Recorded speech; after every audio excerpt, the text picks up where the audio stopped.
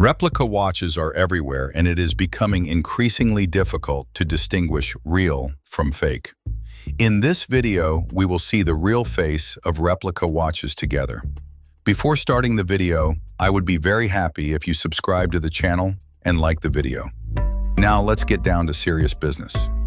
Rolex can be hard to find. Second-hand Rolex prices have dropped a bit, but you still can't go to the store and buy one directly.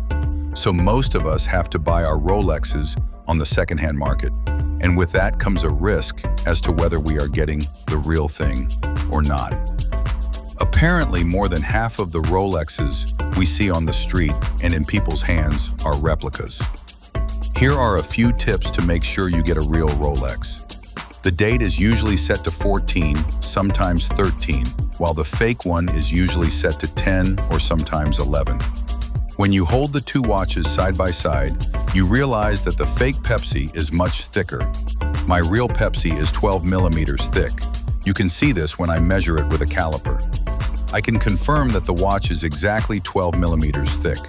I will play the video to show the thickness. I measured the thickness of the fake watch with a caliper.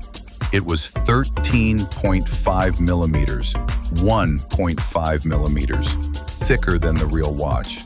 This may not seem like a lot to you, but you definitely notice it when you hold the two in your hand. Another thing I noticed is that the crown guards on the fake watch are not as round as the real one. You have to pay attention to this. The next thing I would look at would be the dial of the Pepsi model. At least the hour markers and hands are whiter on the fake ones, but almost too white, like the teeth of people who have over-whitened their teeth. But what you really need to look at is the writing on the dial.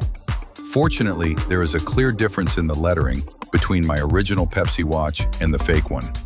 Different fakes have different clues, but it's always useful to look at the inscription on the dial.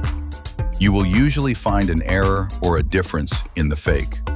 Also on the Pepsi model, the number 2 on the GMT Master 2 is thinner than on the dial of the real one. Yes, in this video, I told you a few ways to distinguish replica watches from the real ones. Don't forget to like the video for more different videos. Goodbye.